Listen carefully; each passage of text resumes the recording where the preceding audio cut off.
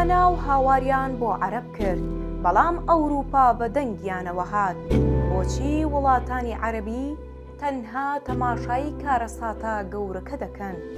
لەژێر دار و پەردووی خانووە ڕووخاوەکان و لەناو ئازاری لە دەستدانی ئازیزاندا هاوارێک لە قورگی منداڵێکی غەزەوە بەرز دەبێتەوە و دەڵێت: ئەی عەرەب، ئەی موسڵمانان، برسیمە. يا ناس يا مسلمين يا عرب يا عالم أنا جوعانة.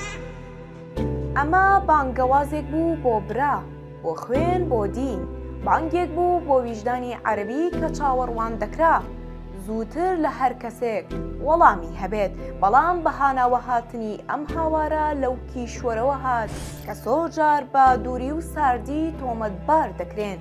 لە کاتێکدا شاوەکان لەسەر پایتەختە عەرەبیەکان و دڵەکان چاوەڕێی کاروانە یارمەتیەکان و هەڵوێستا بوێرەکان بوون، ژمارەیەکی بەرچاو لە وڵاتانی یەکێتی ئەوروپا و ویلایەتە یەکگرتووەکانی ئەمریکا بوونە پێشەنگی وڵاتان کە هاوکاری مرۆیی بەرفراوانیان پێشکەش بە فەڵەستینیەکان کرد کە بە شێوازێکی زۆر نامرۆڤانە گەمارۆ دراون و برسی کراون و یارمەتیەکانیان بە شێوازی جیاواز گەیاندە غەزە.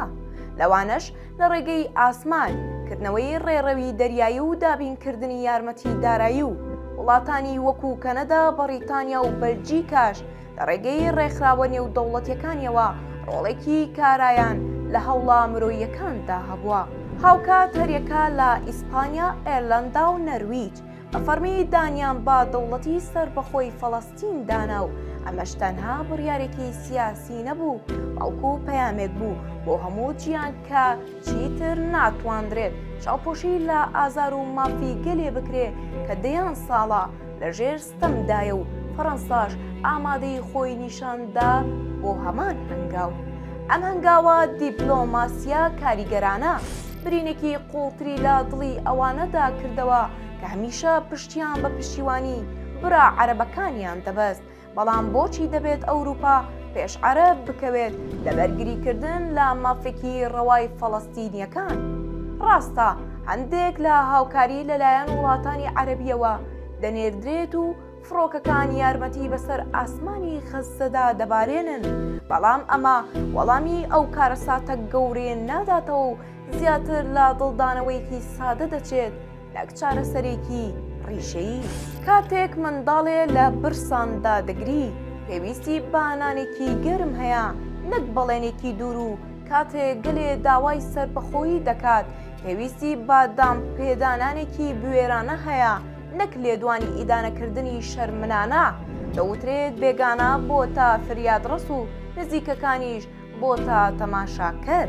لە هەمان کاتدا کەمی هاوکاری وڵاتانی عەرەبی بۆ غەزە هاوکاری ئاڵۆزی هەیە و تەنها لە بێباکیەوە نییە، بەڵکو ڕێگری و کۆنتڕۆڵی توندی ئیسرائیل وای کردووە گەیاندنی یارمەتی بێتا پرۆسەیەکی سیاسی سەخت و وڵاتی میسریش کە تاکە دەواازەی عەرەبیە بەڕووی غەزەدا بەهۆی بەرژەوەندی ئەمنی و سیاسیەکانیەوە ناتوانێت بە ئازادی دەواازەی ڕەفەح بکاتەوە و جگە لەمانەش ناکۆکی ناوخۆیی فەڵەستینیەکان لە نێوان حەماس و دەسەڵاتی فەڵەستیندا وڵاتانی عەرەبی دوو دڵ کردووە و ئەم چیرۆکە تراژیدی دروست کردووە، چیرۆکی چاوەڕوانێکی بێ ئەنجام لە براو هیوا بەخشینێک لەلایەن ئەوانەی کە بە بێگانە دەزاندران.